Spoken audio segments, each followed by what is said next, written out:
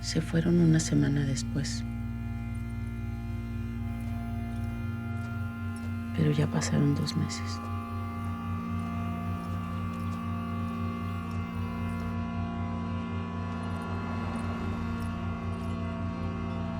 Lo último que supimos es que iban a tomar un camión para ir a la frontera.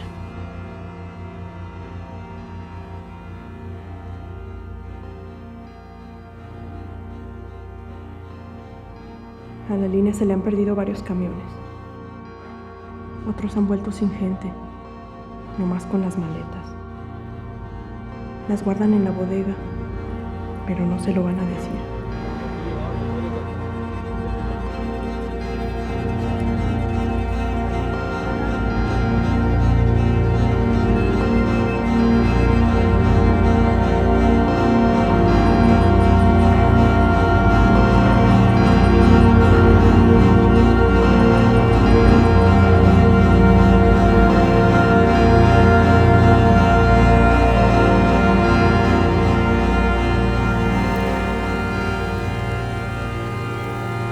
No voy a volver hasta encontrarlo.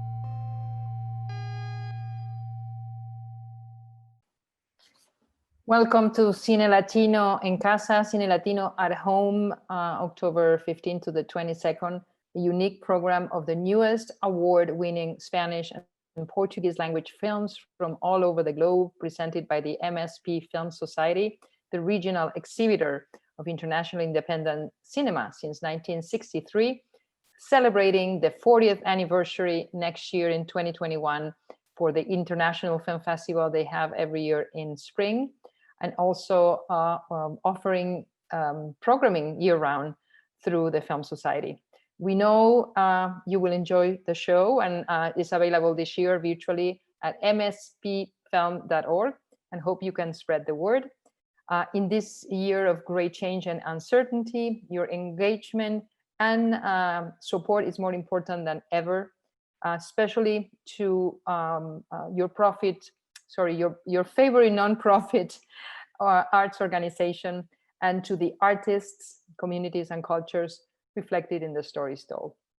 Muchas gracias, obrigado. Thank you so much for joining us.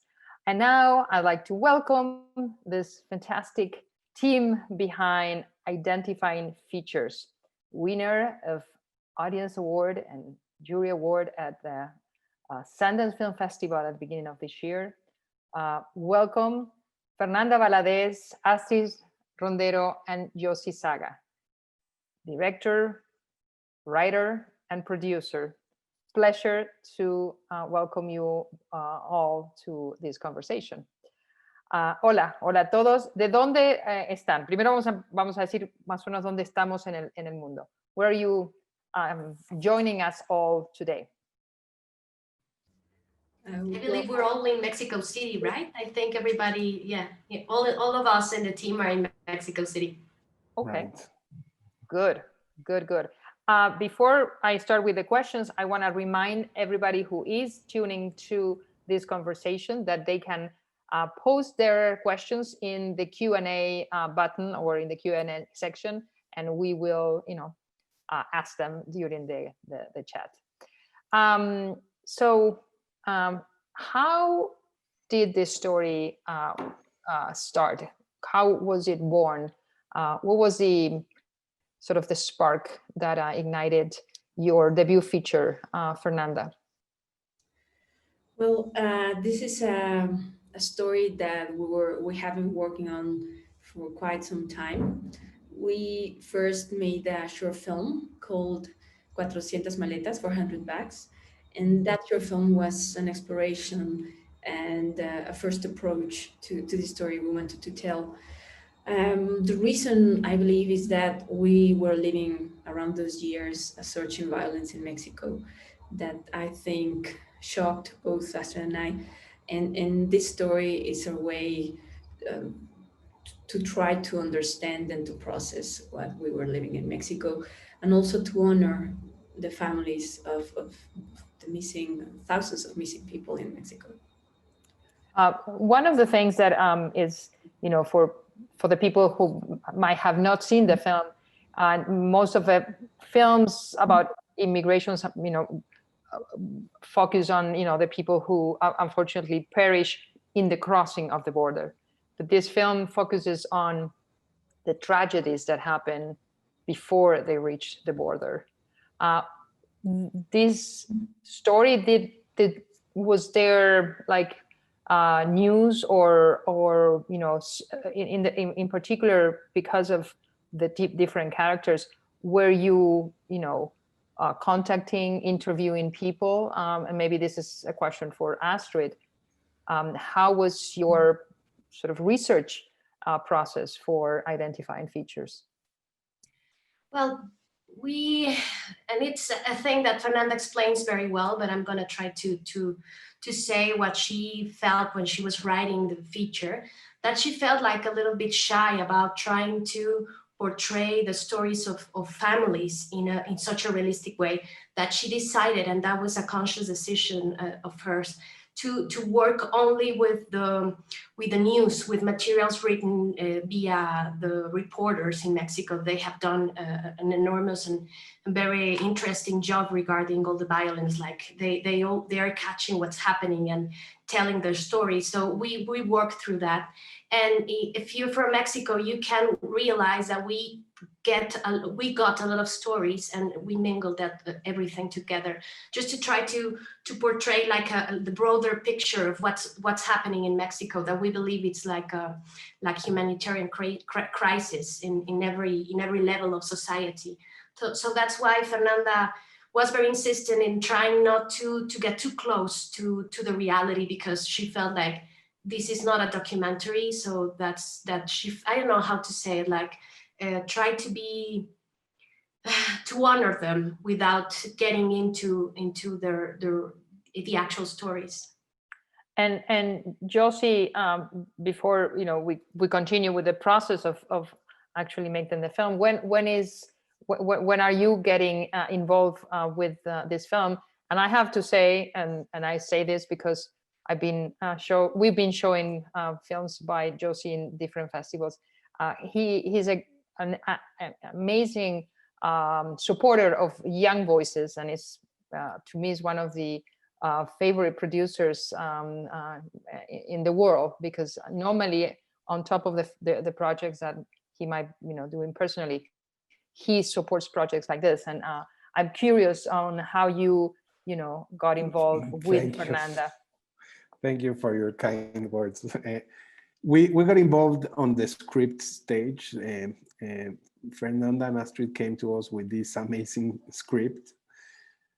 And when we read the script, we saw the short film, and we were sure that there was a very intimate, personal voice and a very good story, a very well told, because it's a subject that it's very hard to deal with it, to talk about it in a way that it doesn't feel menospreciado, que lo haga, que no se toque, that it's not touched with a profound I don't know how to explain. Maybe you need to read the script or see the movie to feel this way, but it touched us deeply when we read the script. We knew that we wanted to get involved and help this movie get done. So we tried to help in any way we could. And I'm just going to say that it's Jack and you. I mean, like you both, you're one of the production companies involved, but hi to Jack, who might be seen as later. So one of the other things, when you see the film, is the scarcity, in a way, the beautiful scarcity, and in a way you've been explaining a little bit that, but when how was the process of deciding there was kind of little information. I mean, we get hints, and even there are very crucial moments, and I'm not going to give away because I know a lot of people will be very intrigued and will tune to watch the film. You make bold choices in terms of how to convey certain information. So could you tell us a little bit about those choices and how you work on them, whether it was in the script or it was something that you eventually discover later in the editing process? And this, yeah.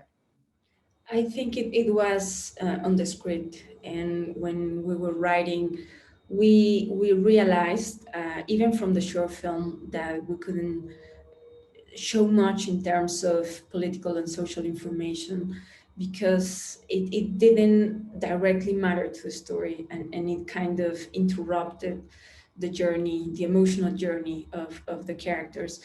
And Astrid was really important in that process of deciding what did matter and what not, and how the selective process of giving information, instead of making it more difficult for the reader at that time, because it was only a script, it made it better in terms of emotional journey.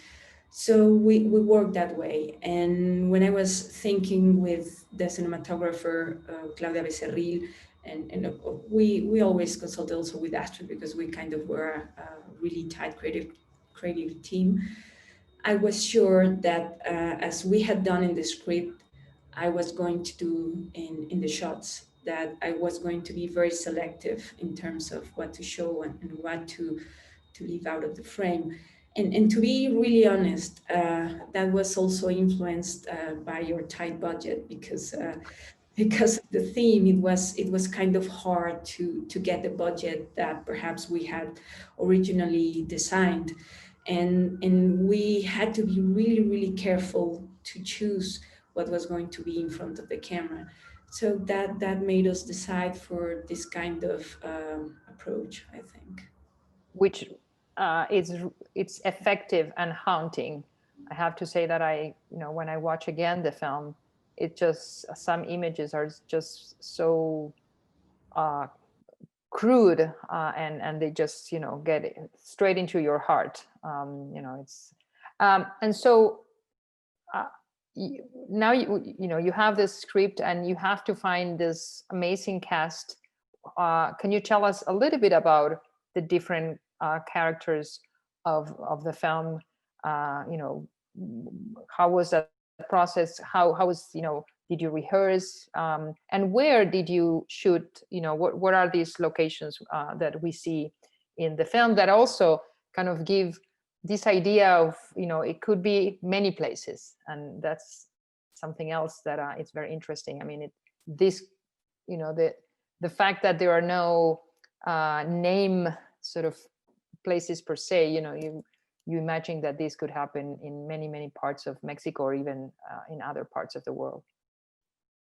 Well, about the cast, when we were shooting the short film, I found Mercedes Hernandez and David Illescas, and they are both professional, very experienced actors, particularly Mercedes, because, well, David is younger.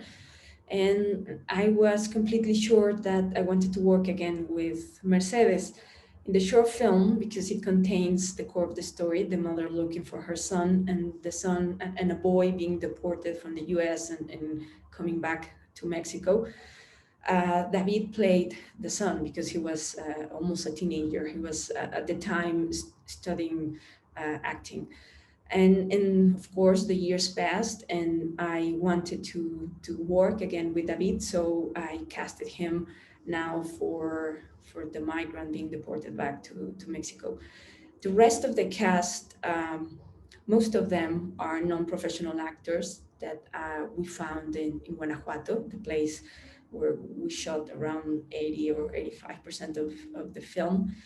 And what we did was to hire, well, to to collaborate with an acting coach, particularly with the young actors, the teenagers. And that was, I think, all the difference, because then I could work with them with more freedom, with more creative freedom. Of course, they were not professional actors, but I could do things that I wouldn't have been able to do without the collaboration of Rondero, who, by the way, is Astrid's sister, and she's a theater actress.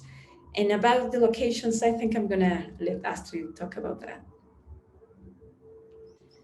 Well, that was really exciting process, because we decided to shoot in the same state, and we just like decided, because of the budget, we had a very tight budget, as Fernanda said before, to shoot in different seasons. So we were basically in the same space, but we were like waiting for the landscape to change. And it's impressive that you feel like she's traveling, and in fact it's the same place basically. Wow. And the only part that we really traveled was the scenes at the border. And we were only 3 members of the crew plus the actress, well, and the actor. And basically that was it. And it was very, very small crew. I also was a sound recordist at some point, and it worked very, very well. And it was very creative, and we had a lot of freedom because of that. I love that. And I promise I'm going to steal that idea for production classes, because I think it's brilliant how you can expand and extend the budget. And I'm going to turn to Yossy to tell us a little bit about how how difficult was to get the funding for this project. And I know things are changing a little bit in Mexico regarding funds. But I'm curious, and I think it's it's a testament to the work of many people, and again I think it's interesting to hear a little bit of how you work this production. Yeah, like as you say, right now it's a very uncertain time for Mexican cinema. This movie was funded in part by Foprocine, by Foprocine, that is one of the funds that they're eliminating. Supposedly they're gonna give the money through IMCINE instead of Foprocine. But there is a big uncertainty, because we don't know why they're doing this, and it's a shame if we don't keep doing these kinds of movies. No? So this movie started with Foprocine. They had a very small amount of money, and we were applying to Efficine, and actually it was very hard, because one of the windows of Efficine we missed by a minute, and we were deciding what to do, because they wanted to shoot now, and they had very, very little money, and this is, I give them all the credit, because they had a very clear vision of what they wanted, and that really helped execute it. And yeah, as they said, it was a very small crew. And now that I see it, I was afraid of the technical aspects. How are they going to look, and how? And it's amazing. The work of Claudia Becerril in the camera is amazing. And yeah, when we were in Sundance with a movie, we were checking all the cameras that all the movies did, and it's amazing how you can do nowadays so much with so little if you have a good vision and a clear mind of what you want. So yeah, they get all the credit on the execution. I will steal that phrase too. You can do a lot when you have a clear vision of what you want to do. Just for the not clarity, but some people might not know, just in 2 lines, what's the difference between Foprocine and Efficine, just because people might not be familiar with those funds that were available in Mexico? Yeah, Efficine is a tax fund, so you need to apply with a company. So you need to find a company that pays tax, and they need to choose the project, and you apply with them. So in there is some censorship in a way, because companies only want to do comedies and romantic comedies, and not always we have companies that support these kinds of movies that touch important or hard issues. So Foprocine usually is the fund. It's by Cine, but it's maybe Astrid can tell you more about Foprocine, but it's the people who choose the projects are colleagues, and they're made of every year they choose different colleagues, and they support films that can do well in festivals and that they think they have an artistic vision that they need to support. Yeah. Just I mean, and also because probably there are some people watching this conversation, and you know, the support, especially in the United States, is different, and there are not so many of these funds through, especially through of federal money, or you know, things like that. So anyway, thank you. So moving on with the film, the other thing about it is, you know, my question is, I know you have an amazing script, but were any surprises at the editing time? I mean, because one of the things that it's magic about filmmaking is that, you know, you write and you have everything, you know, planned in the page, but somehow characters sometimes sort of jump out of the page and decide to take a little bit of control. Did that at all happen with you, Astrid, and Fernanda, in the editing? Any things that surprise you coming from shooting this film and working with the characters?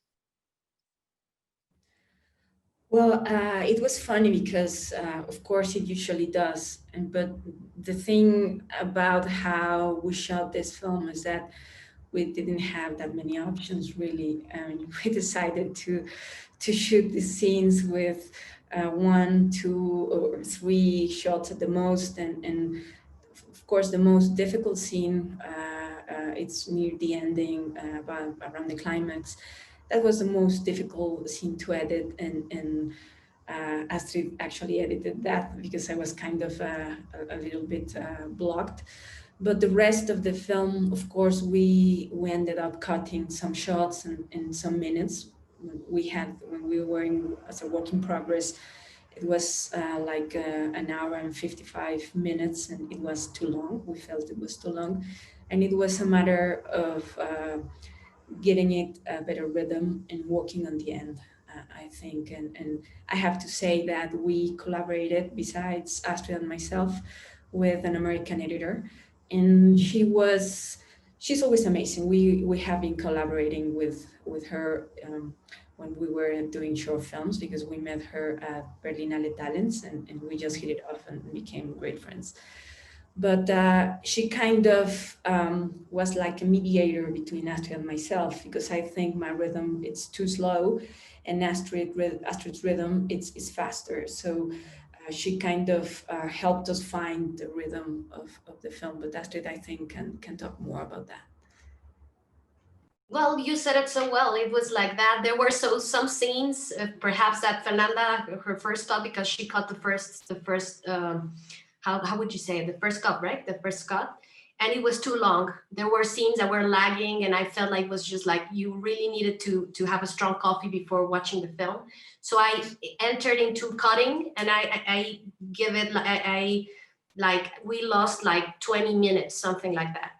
But we were working towards not only losing time, but also having the right rhythm, because we have some scenes that were too long even after my working on it.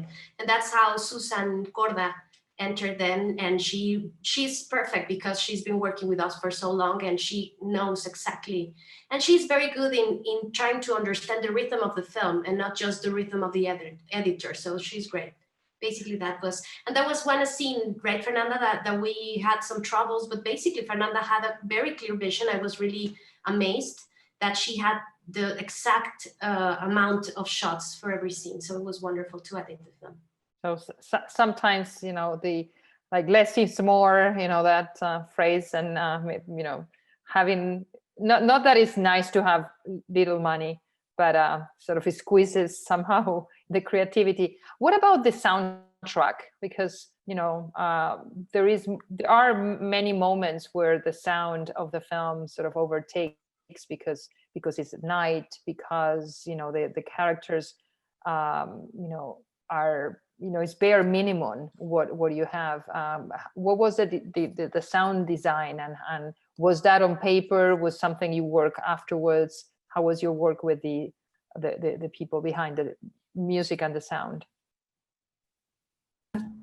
Well, the sound is a part of filmmaking that I absolutely love. It's one of my favorite parts.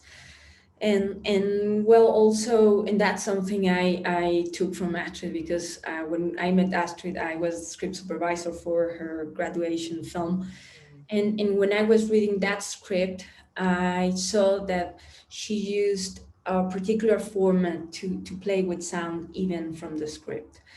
And I think writing like that, it's not orthodox, of course, but it gives you an idea of what you want to do even when you're writing. And so we had some clarity of what I wanted to do. But of course, I think in comparison to photography, I think photography, it's 80% on set and 20% post-production, if you don't have a lot of digital effects. But sound, it's all the way around. I think it's perhaps 30% on set and 70% post-production. And we were really, really lucky to work with Omar Juarez. She was the sound designer. We have worked with him also from years now when we were film students. And he's really so creative that I think the film grew up a lot after and through his intervention. There's a particular scene when the two main characters are hiding in bushes, and there's this kind of like an ambush. And he got the idea, really the idea of how the atmosphere should be, how these characters would communicate with whistling, actually, because I wasn't sure what to do about that. And that's kind of what happens when you work with people you trust, and you let them collaborate in the film and not just restrict them. And the music, we were really lucky also to work with Clarice Jensen. We had two American women in the film. One is Susan Corda and the other is Clarice Jensen. And I just love her music, and I didn't know that we would be able to work with her, because she's a really accomplished musician. And it was kind of luck, because I was listening to her music when we were editing the first cuts. We didn't have still post-production funds. Of course, we were planning on applying to Cine to complete our budget. And of course, Yossy and Jack were amazing with that, because they were always trusting the film, but we didn't know. And when we got the funds after the work in progress in San Sebastián, we said, let's contact Clarice and ask her if she's willing to compose the music for the film. And she said yes. So it was really amazing. And yeah, and it's another example where less is more, I think, because you don't need a big orchestra or a huge band to accomplish the feelings that they accomplish with this soundtrack. No, it's very striking, the work she had. And again, I think it's definitely a testament to the clarity of vision that you were mentioning. I'm curious, did you have opportunities to show this film to people who have lost relatives trying to reach the border? And if so, what's their reaction to seeing this film? Or what I believe it was, or it's been shown in Mexico, correct? Was it Morelia? So what was the reaction of people to this film? And especially, I don't know if it's been around Guanajuato, which is definitely one of the states that there is a lot of violence today. We haven't shown it in Mexico yet. It's going to be to screen Morelia in 2 weeks. So Oh, I think we're all kind of excited, and I myself am a little bit nervous because I don't know how the reaction is going to be. But in Sundance, and I think that was one of the things that really surprised us. I didn't have an idea that in Utah there were so many Latinos. And it was during those screenings that for the first time we got in touch with perhaps not in uh, victims themselves, but relatives of people that have crossed the border and have really complicated stories and painful stories. And that was something that surprised us in a very, I think, positive way, because in the end, what you want with a story is to connect with another human being, and that was really amazing. I think my second encounter with a person who has experienced violence was in San Sebastian. mm, There was this Mexican, very young woman that went to live to Spain, and she didn't contacted me after the screening of the film, but she wrote to me that one of her closest friends was missing. He was taken in Tamaulipas, and she was very touched by the film. So I think those are the important things about making these stories, to connect with people, and to establish conversations about that. um, and through the making of this film, were like big obstacles, or maybe this is a question for Yossy. What were the biggest obstacles, aside from maybe just, of course, getting the funds, but it was anything that at some point was like, oh well, this is gonna be really tough, and then it got solved. I think Astrid can tell you more, because she, like she said, they were at one point. She has a story of one of the shoots when they shot in the border. She can tell you more about it. It's a very good story. Fernanda or Astrid? Yes. Well, it was basically the hardest part, I must say. It was the funding, basically. The other thing, when we were shooting, we were just like very lucky that we were working in an area that Fernanda knew well, and Fernanda's family is from there. So we were like some kind of covered in that aspect, even though at that time the thing with the oil, because we have a thing happening with the people stealing oil, and it's a big thing here in Mexico, was starting to happen. At some points in the shooting, we couldn't get gasoline anywhere. So The huachicoleros? Huachicoleros, exactly. And that's exactly the area. It seems like a very safe area, but everybody was living out of that, of being huachicoleros. So we were in that area at that point, but we were some kind of lucky because it was a crew almost completely formed by women. So they didn't feel like we were any kind of threat to the area. So they let us work, and they felt like we were doing like they were interested in what we were doing, but they never thought that we were like a threat to them. But the other thing was, at the border, it was very difficult to get the how do you say, the permission, the acceptance letter? The permits exactly, to make that scene of the character coming back to Mexico. So we decided to steal the scene. So they got a very small camera, and that's something that I really admire of Claudia Becerril, the cine photographer, because she really feels, she has this idea that photography is not all it doesn't only have to do with equipment. So she knew that we were going to have a very powerful scene, even though we were going to switch cameras, and this camera was going to be like this size. It was very small camera, and they walk all the way to the border. I was waiting for them on the other side in Mexico with a letter saying that we were making a film and so sorry if we made something wrong.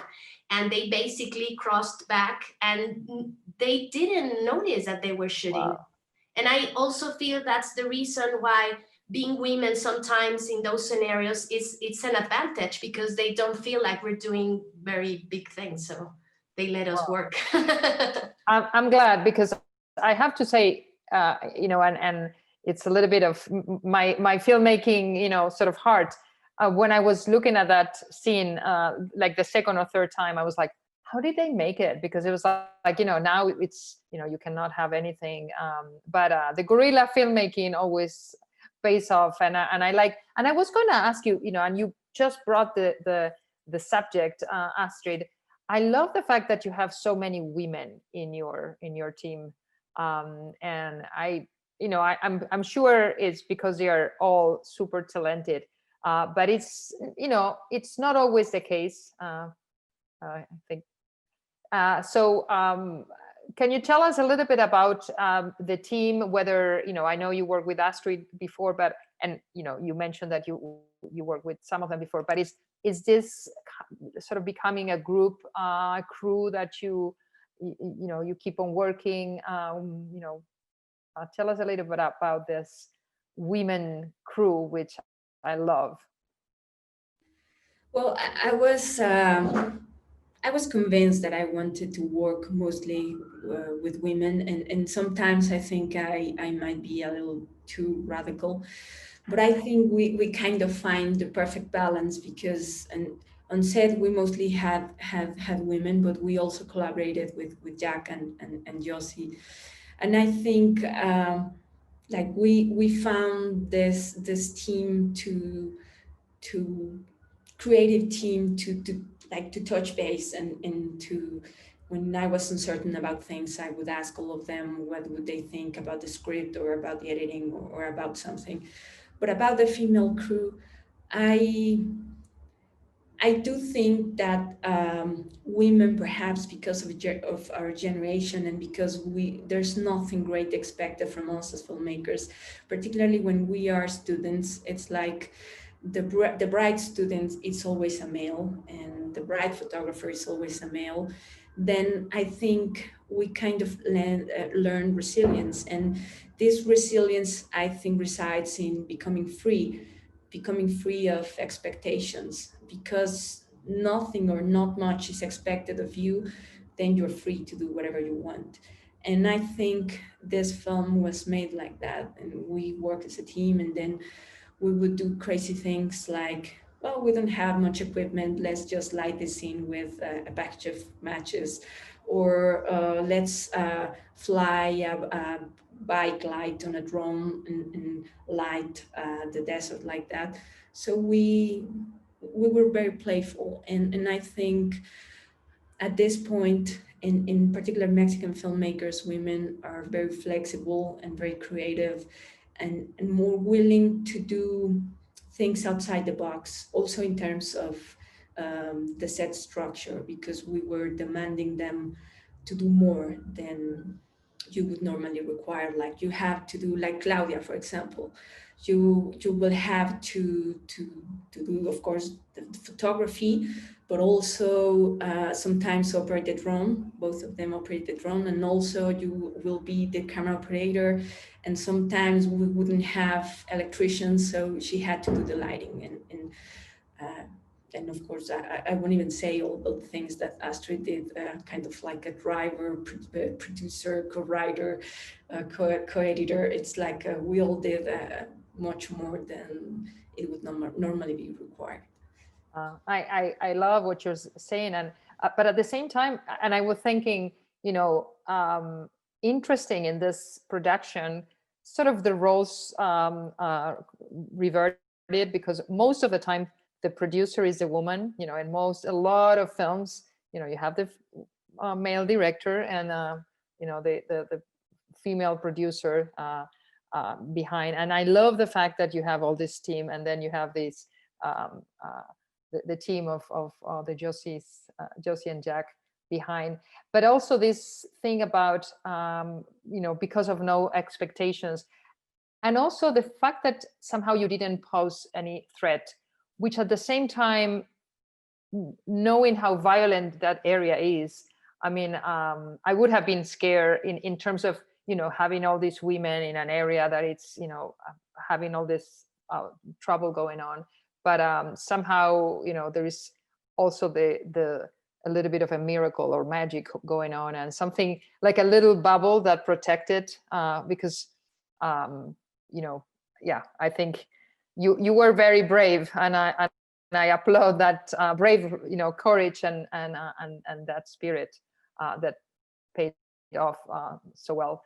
I like to, we're rounding up, the conversation, but I like to know what are you working on now, if and that's one question. But before we go into that, what is going on in terms of these kind of stories? And I imagine that probably the answer, I guess we know it, but can you tell us a little bit about what's going on now with this people who are crossing, trying to get to the border, if things have changed? And like I said, probably I know the answer, but I think Astrid can answer that.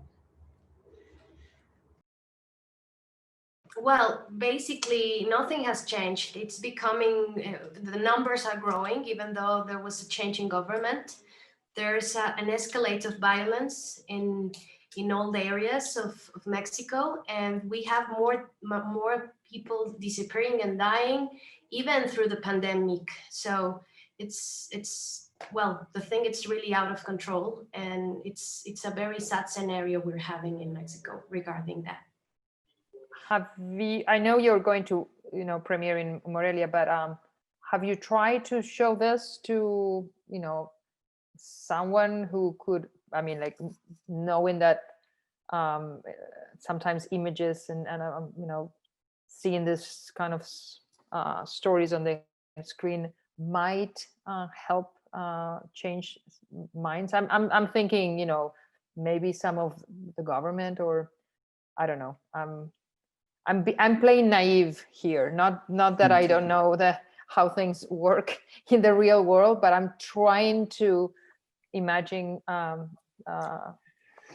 I hope so. But the thing is that I think that in Mexico we've become so desensitized. Just opening the newspaper every day, we find so many stories like this, and it's so sad that I think people just try to block them, try to not hear them. So I hope this movie and others like this open the speech, open a debate, open people's minds to change this, because everybody hoped that with the new president maybe this could change, and with it hasn't, and with all this problem with the pandemic, it's only growing, I think. So it's really hard.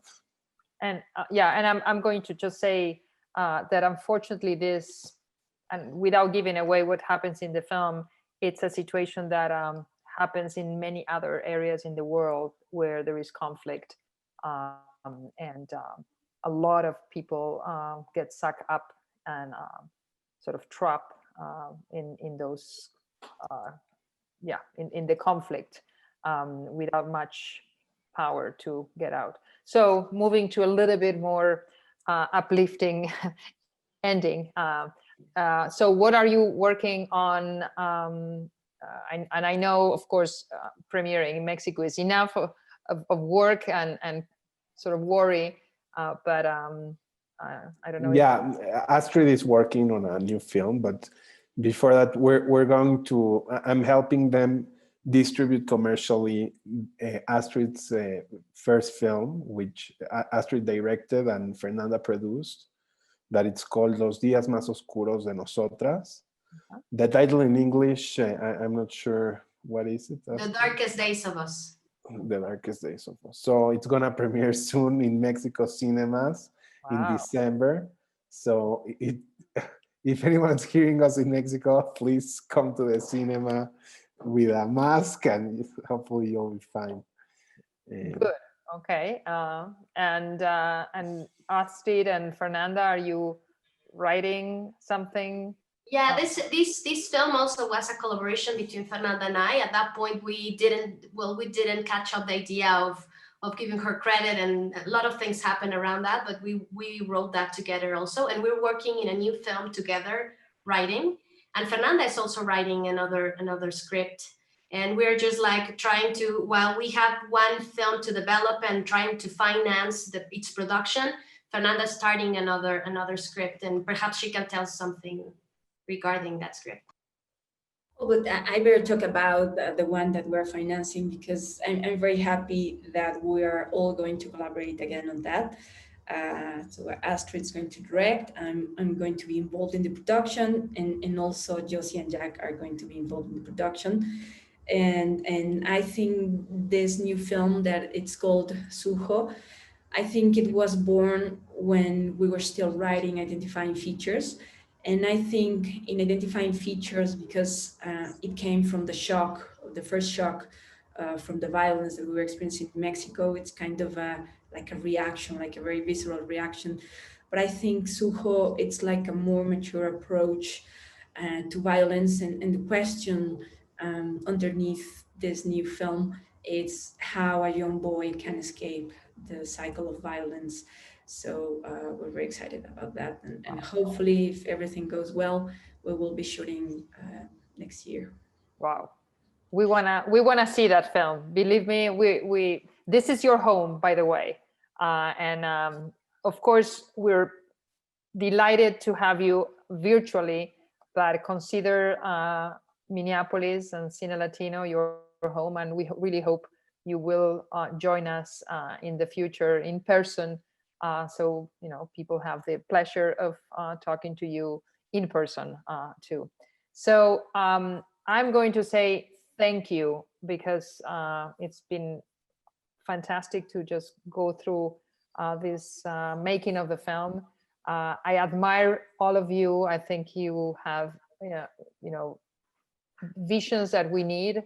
And this film, even though it's one of those films that you know, it's tough, but it has the humanity that we need to understand that you know, we are all you know, somehow responsible for what's going on everywhere. And you know, I want to thank you for making it, and I'm really, you know, happy that we were able to bring you all together today for this conversation. I don't know if you want to add something else. You already made a pitch for the film that is being distributed. This is being broadcast, you know, everywhere. So this is the chance. And of course, we want support for your next film. So whoever is listening and wants to support your work, they are welcome to. Fernanda, Yossy, Astrid, something you want to say? I just want to thank you, Hebe, and for always promoting and supporting the films from Latin America and Mexico. You're a great help and a great voice in our community. So we're really thankful for your support. Thank you. Keep making good films. I'm joking. And Fernanda, I don't know if you want to say something before we go. Thank you. And it's amazing that our films are being kept alive by all these festivals that have made so much effort to remain open, even like it says in the poster behind you at home. And that's amazing that we're finding an audience even in this very difficult conditions. Thank you so much. Again, thank you. Muchísimas gracias. There are more conversations like this. Tomorrow we have 2 great conversations, one for the film Valentina at 2 p.m. In Central Time, and at 5:30, part of the retrospective we have on Rodrigo Reyes, another great conversation, and more coming on during the week. Thank you, Fernanda. Thank you, Astrid. Thank you, Yossy. Say hi to Jack. We'll see you at the movies, and good luck with the release of the film and with the presentation of Identifying Features in Morelia. I'm sure it's going to be a fantastic response. Thank you. Thank you. Hasta siempre. Gracias.